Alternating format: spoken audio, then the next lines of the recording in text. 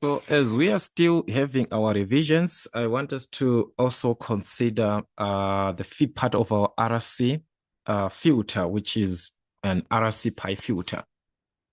In this question that we are going to use, we are going also to refer back to our N4 so that we can understand everything that we are. We are given figure 2.20 shows a rectifier circuit used to supply power to a load. An RC filter is used to improve the quality of the DC supply. This is the information that we are given. This is used to improve the quality of the DC supply. 1, if the rectifier is half-wave circuit, which is our rectifier circuit that we had there, is half-wave, calculate these.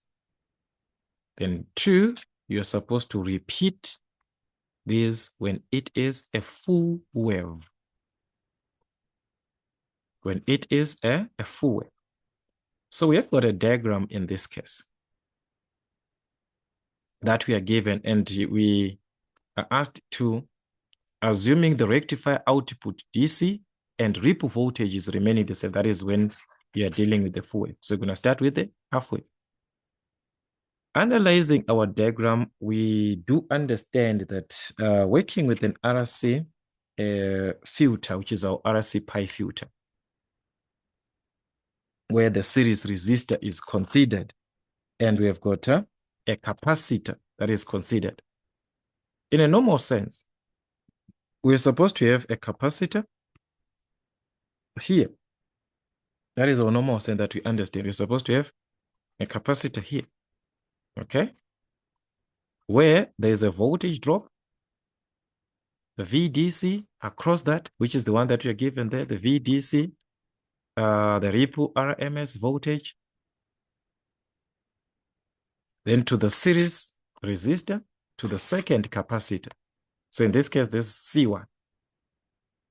Just going to take this as C2, as our second capacitor, which is 160 microfarad at RL, where we are going to have, we had IDC here as the current before this capacitor 1. This current will be IDC. This one is going to be IDC prime. Same as the voltage drop that we are going to have the VDC. So we're going to have VDC prime at the output across the load resistor. The RMS value, same thing. The ripple RMS value at the output. You're going to be having the prime. Remember your circuit from your N4. They're taking it like that.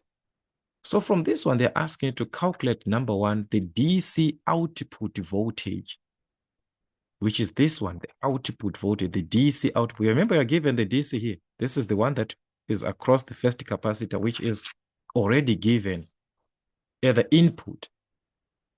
But we need at the output. Guys, remember your N4 formulas. That is not going to change. Remember, I talked about this.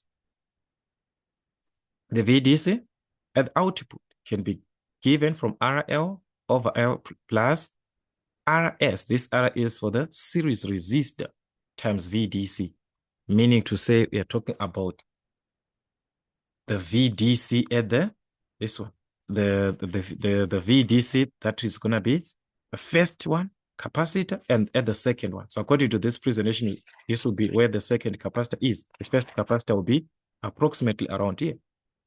So we need the one at the output, this one. So we saw our formula, guys. So I'm just going to write down our formula. So that's 1A. And we are considering for a half wave. This does not affect, even for a full wave, this does not affect. Okay, so our output VDC at the output is going to be RL over RL plus RS, the series resistor, times VDC at the input, where we have across C1, that is across the first capacitor. So RL is what? 5.6 kilo. That is times 1,000, which is approximately 5,000. That is 5,600. Okay, so you're going to have 5,600 or multiply 5.6 times 10 to the exponent of 3. That is the same as that 5,600 plus RS the series resistor, which is 120. So according to RS, we've got 120 times VDC. At the input, the VDC that we have there is what? 150 volts. So this will give us the DC at the output. So that was going to give us 146,853 volts if we do calculate this properly. And with the same idea or same information, we can also use to calculate the AC ripple on the output. The AC ripple on the output. Our ripple RMS at the output. At the output. What is going to be our AC ripple volt at the output? So this also can be calculated from our info. Nothing has changed. Remember, there we used the formula at the output. A ripple can be calculated from the reactance of the capacitor of the second capacitor, because it's supposed to be at the output, over these times the RMS voltage that we had, which is at what? At C1, considering here. So the formula is there, guys. So we're going to use, according to that, it's going to be XC reactance over what? The square root of RS squared plus the reactance of the capacitor. So in this case, this was 1, but this is supposed to be 2. Like we have the first one there, and the second one's going to be there. So according to our normal formula, there's supposed to be 2 there, times what? The ripple RMS voltage that we have here. This first capacitor there. So that is the idea. So you can substitute the values that you are given. Okay, by the way, we do not have this reactance of our capacitor. That is where the full wave concept now is going to play a role here, because we are told that it is a half wave. So for a half wave, in this case, this X is not affected. Okay, remember, this is given AC. We are going to have our XC is equivalent to 1/2 pi FAC, like this, where this F is the AC frequency. AC frequency. So this does not affect what? For a half wave, we just use the normal formula that you are used to. Okay, this does not affect anything. So you're supposed to calculate that. So for this capacitor, we're going to have our reactance as 1/2 pi times Fs, which is our frequency of the AC, which is the one that you're given. For the AC, we've got 50 hertz. So that is 50 hertz times the capacitance value at the output there, which is our C2 there, 160 microfarads. So that's 160 micro, that times 10 to the exponent of -6. So that was going to give us the value of XC, which is 19,894 ohms. Right, what? So XC. So this part of the AC frequency, remember there's a ripple frequency that you can relate, like you can talk about that. But that, guys, that does not even affect anything. If you are used to your formulas, because also, guys, at the end of the day, you'll be alone in exam with this formula sheet. So this XC that we see here, using F, which is the AC frequency, is for a half wave. And this one will be for a full wave rectifier, where this F here is the AC frequency. They can write in terms of the ripple frequency. So as we are used to that AC, so just going to maintain that. Just use the AC as it is, or you can use the ripple. Remember, for a half wave, FAC is equal to F ripple for a half wave.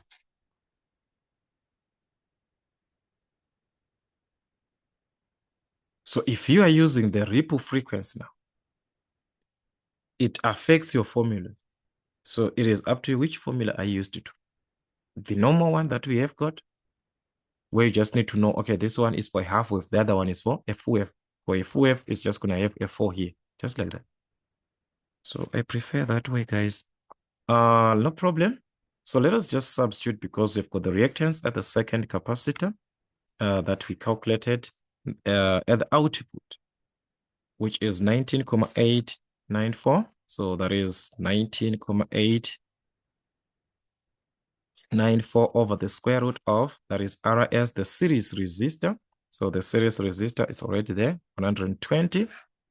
So we're going to have 120 squared plus XC squared, which is that same value, 19,894 squared times the ripple RMS voltage, which is the one that we are given before here, which is this one, 15, the RMS.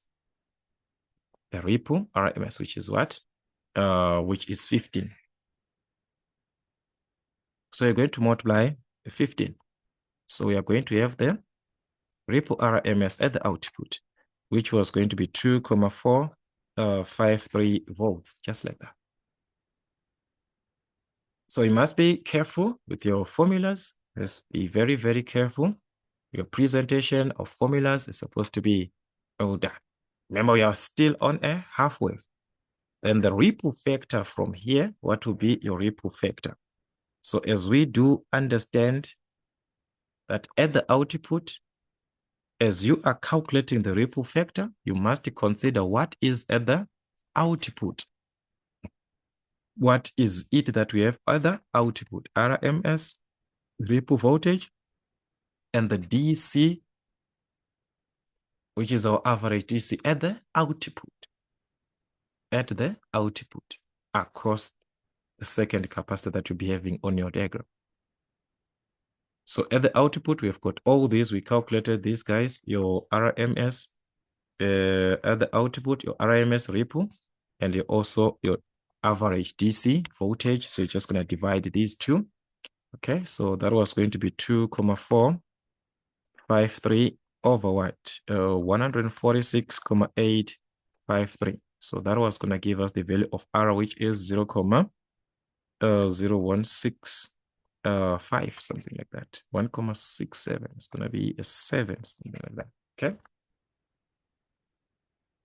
So let's do revise, guys. Let's do revise as much questions as we can. So this was all for a half wave rectifier being used. All this, nothing has changed from our N4. Number 2, repeat for a full wave rectifier circuit. When it is a full wave, I'm going to just repeat this. If you are calculating for a full wave, the VDC, let's start with number 1. Now for a full wave, remember the first one, it was for a half wave. So this time, we're going to need for a full wave. Or a full wave rectifier. What's going to happen?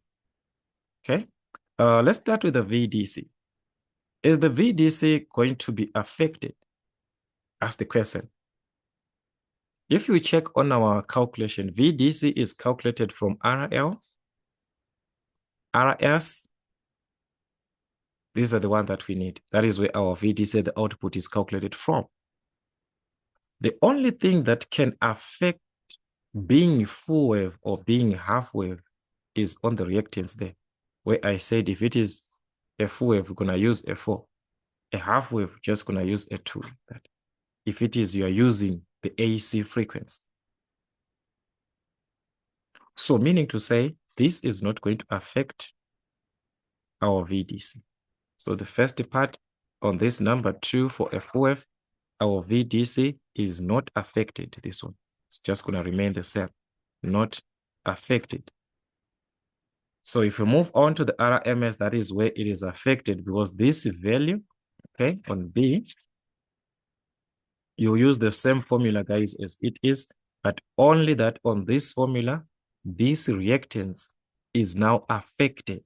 The reactance is affected. So that is the condition. The reactance is affected.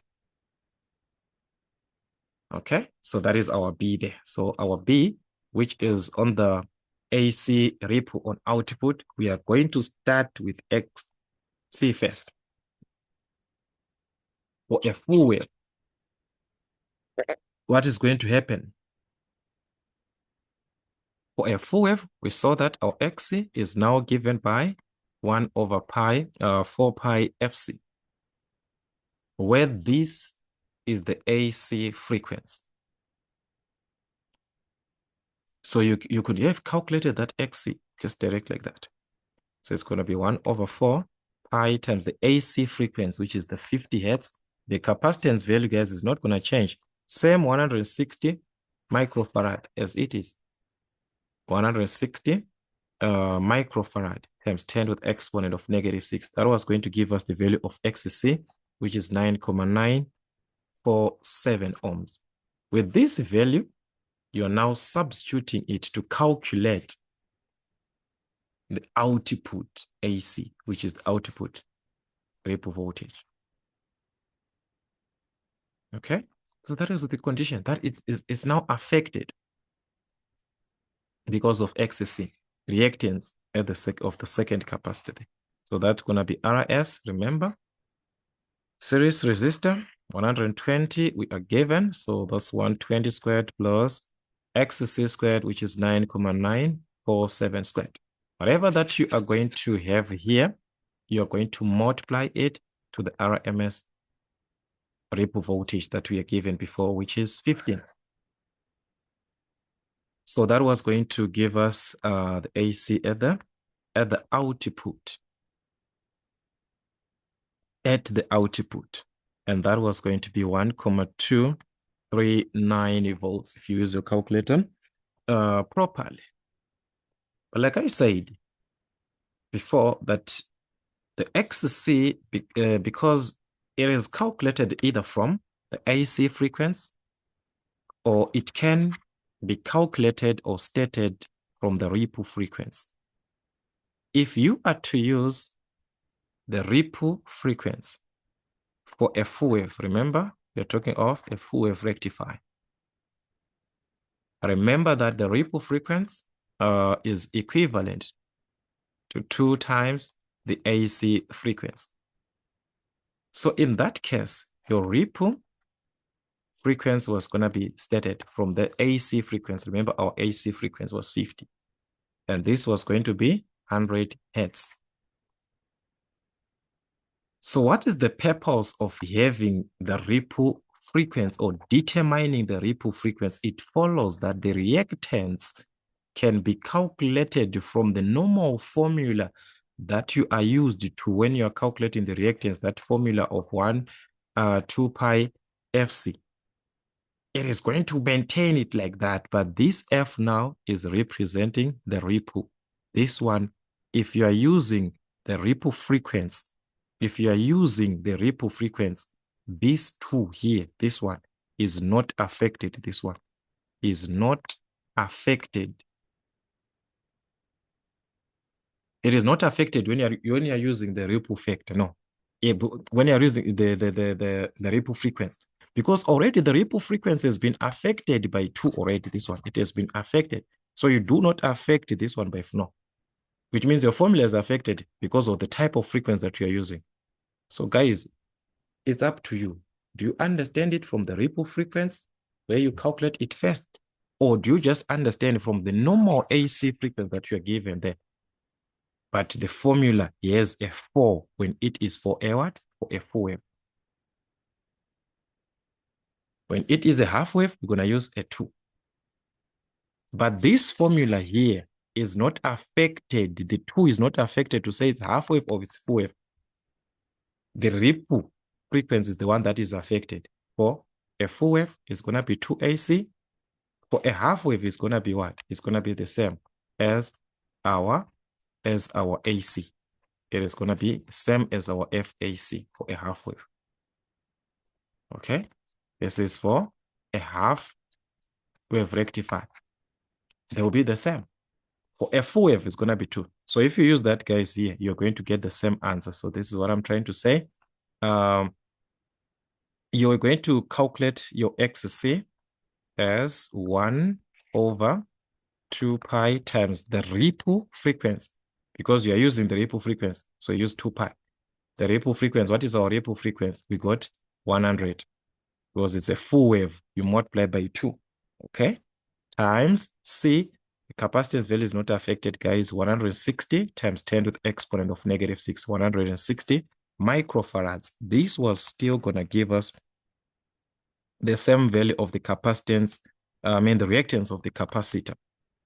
So from this, which is the reactance of the capacitor, you now use it to calculate your what? To calculate your RMS ripple voltage at the output. So that's it. So the way the XC there, how do you calculate it? Guys, that one is in your hands. I do not know which one do you understand the best. All right, then C, since this is a repetition, definitely our question C is going to be on the ripple factor. So as I stated, that the ripple factor is simply going to be that output that we have of the ripple and the output of the DC at the output. So all these values are there, guys. Our ripple, RMS voltage at the output, 1,239 volts. So remember, this is volts and volts. So that's why our answer is a what? Is a constant. We do not have the units. Our VDC at the output is what? 146,8. So this is 146,853. So that was going to give us the ripple factor of 0,00844. So you can even write as 8,44 like that times 10 to the exponent of 123 times 10 to the exponent of -3. So you can just leave it like that. It's up to you. So let's just try to add more questions in our revisions. As you can see, you're still back to our N4, where we need to understand those basics, presentation of the circuits, understand your circuit, because sometimes they might not even state type of the circuit. You just need to know, what am I dealing with? What type of a circuit am I dealing with? Understanding of the presentation of your circuit. Understand that as well. So this is what you had, guys. Till we meet again.